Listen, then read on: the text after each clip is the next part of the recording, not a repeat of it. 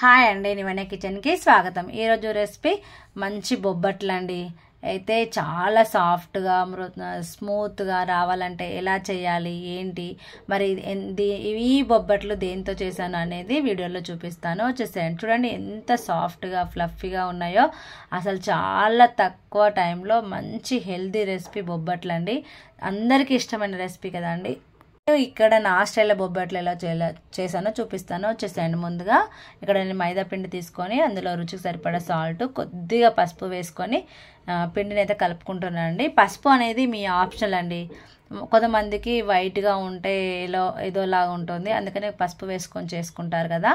So పసుపు అనేది నేను ఎప్పుడు వేయను, ఈసారి వేసి చేస్తున్నానండి.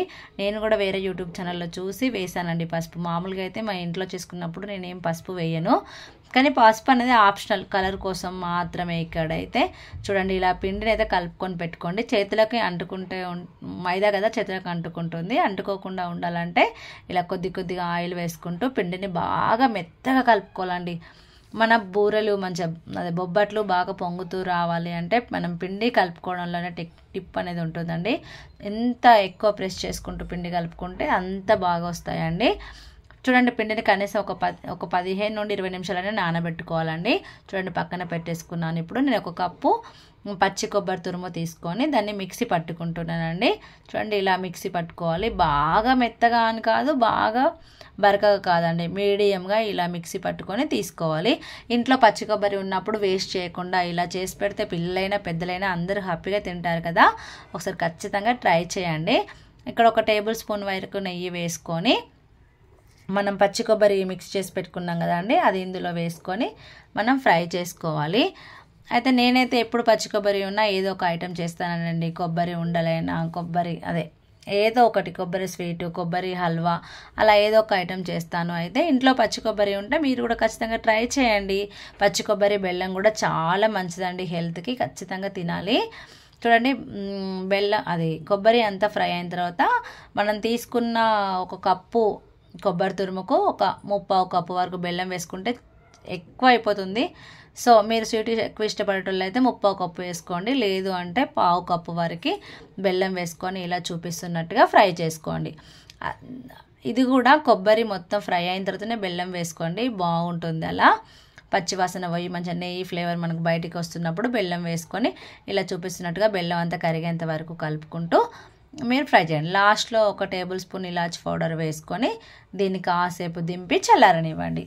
స్టవ్ కట్టేసి మనం కొద్దిసేపు చల్లారించుకుంటే ఏంటంటే మనం బూరెలు చేసుకున్నప్పుడు మనకు చేతులు కూడా కాలకుండా ఉంటాయి కాబట్టి కాసేపు చల్లారనిద్దాం.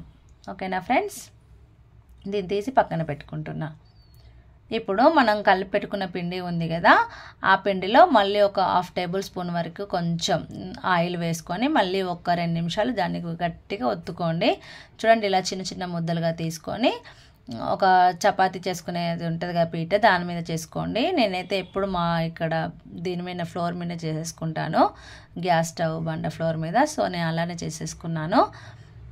చూడండి ఇలా చూపించుకొని చపాతీ లాగా పెట్టుకొని దాంట్లో స్టఫింగ్ అనేది ఫిల్ చేసుకొని ఇలా మనకి ఎంత వీలైతే అంత గట్టిగా ఒత్తుకొని ప్రెస్ చేసుకోవచ్చండి. ఏ మాత్రం కూడా కొబ్బరి అనేది బయటికి రాకుండా ఉంటుందండి.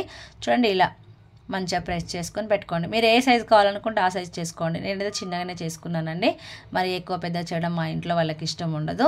సో నేనైతే మీడియంగా ఒత్తుకొని ఇలా పెట్టుకున్నాను. ఏమంటే కూడా కాల్చుకోవచ్చు, లేదా ఒక 2-3 చేసి పెట్టుకొనైనా మీరు కాల్చుకోండి, అది మీ ఇష్టం అండి.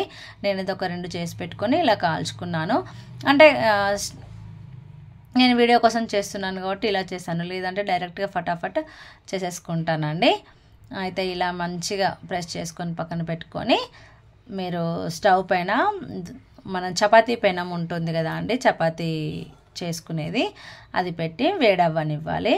చూడండి ఇలా వీడియో క్లిప్లో చూపిస్తున్నట్టుగా వేడయిన తర్వాత అందులో కొంచెం నూనె కానీ నెయ్యి కానీ వేసుకొని మనం చేసి పెట్టుకున్న బొబ్బట్లను ఒకదాని తర్వాత ఇట్లా ఒకటి వేసుకొని బాగా కాల్చుకోవాలండి. ఒకవైపు కాలిన తర్వాత మళ్ళీ ఒకవైపు టర్న్ చేసుకొని కొద్దిగా మళ్ళీ కొంచెం ఆయిల్ వేసుకొని కాల్చుకోండి. అయితే వీటిని కూడా ఎక్కువ హై ఫ్లేమ్లో పెట్టుకొని కాలవద్దండి, కొంచెం మీడియం ఫ్లేమ్లో పెట్టుకొని కాల్చుకుంటే స్లోగా కాలుతాయి, భక్షాలు కూడా మంచిగా పొంగుతూ వస్తాయండి. భక్షాలు ఈ టైంలో తినాలి, ఈ టైంలో తినద్దు అన్నది ఏం లేదు. ఎప్పుడు ఇష్టం అనిపిస్తే అప్పుడు తినాలి. భక్షాలు ఎన్ని తిన్నా బోర్ కొట్టదు కదండి. మామూలుగా అంటే పండగ టైంలో మనం ఎక్కువ చేయడానికి ప్రిఫరెన్స్ ఇవ్వం, కానీ ఇప్పటి రోజులలో అన్ని టైంలో చేసుకొని తింటున్నారు కదా. సో నేనైతే ఎట్లా ఇంట్లో పచ్చి కొబ్బరి ఉన్నది అంటే చాలు చేసేస్తానండి. మీరు కూడా ఒకసారి ఖచ్చితంగా ట్రై చేయండి. పచ్చి కొబ్బరితోని చాలా బాగుంటాయి. ఇలా 2 వైపులా కాల్చుకొని తీసి పక్కన పెట్టుకోవాలి. మళ్ళీ అదే ప్యాన్ మీద కొంచెం ఆయిల్ వేసి మనం చేసి పెట్టుకున్న రెండోది కూడా కాల్చుకోండి. అయితే ఎప్పుడైనా పచ్చి కొబ్బరి ఇంట్లో ఉందంటే ఖచ్చితంగా చేయడం మర్చిపోకండి. అదేవిధంగా వీడియోకి కూడా లైక్ ఇవ్వడం మర్చిపోకండి ఫ్రెండ్స్. తక్కువ టైంలో మంచి హెల్తీ రెసిపీ అంటే బొబ్బట్లు అని చెప్పొచ్చు అండి. ఎవరికైనా బోర్ కొట్టని రెసిపీ ఏమన్నా ఉందంటే బొబ్బట్లే కదా ఫ్రెండ్స్. మీకు కూడా నాకైతే బొబ్బట్లే అండి. వీడియో నచ్చితే లైక్, షేర్, సబ్స్క్రైబ్ ఫ్రెండ్.